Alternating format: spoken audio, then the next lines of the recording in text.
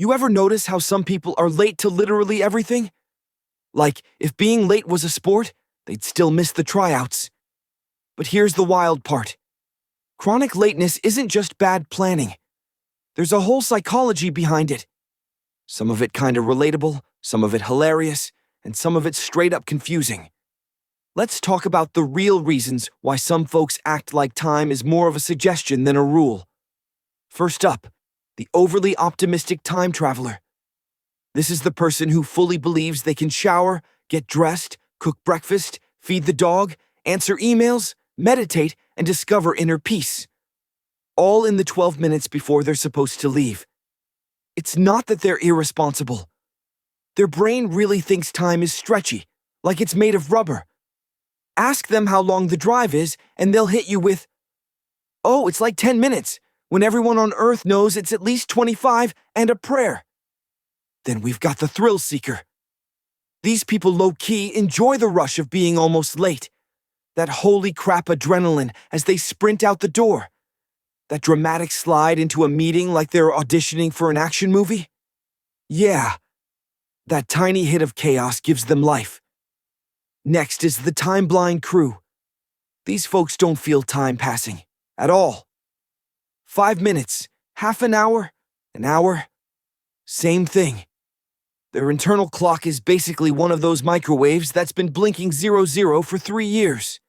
They'll say, "I'm leaving now," and then spend the next 40 minutes looking for their keys, petting the cat, reorganizing the fridge, and scrolling on their phone like time is paused. And then there's the avoider.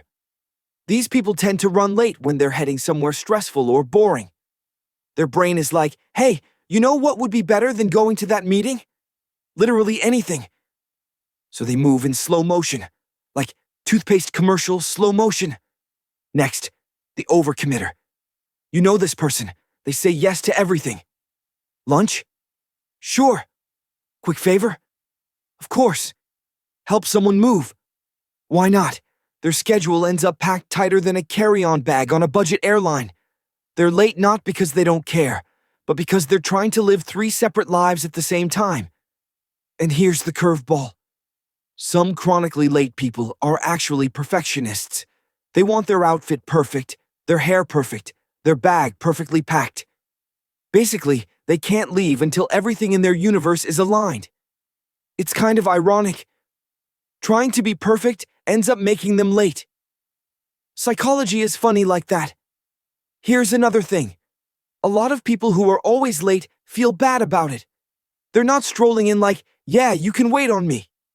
Nope. They walk in flustered, apologizing to everyone within a 10-foot radius. Sorry, traffic, sorry, dog situation, sorry, planets were acting up, sorry.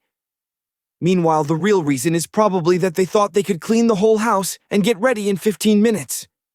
And honestly, culture plays a part too. In some places, being a little late is normal. It's just how life flows. If you show up early, you're the weird one. In other places, being late by 2 minutes feels like a federal offense. Now, if you're someone who's always late, you're probably thinking, "Wow, this feels personal." But it's not an attack. It's more like holding up a super friendly mirror that says, "You're not a bad person. Your brain just runs on its own custom settings." And if you're the person who's always waiting for the late friend, checking your phone like, "Should I text them? Should I call? Should I assume they've been abducted?" Just know this. They really do appreciate your patience. They're not trying to disrespect you.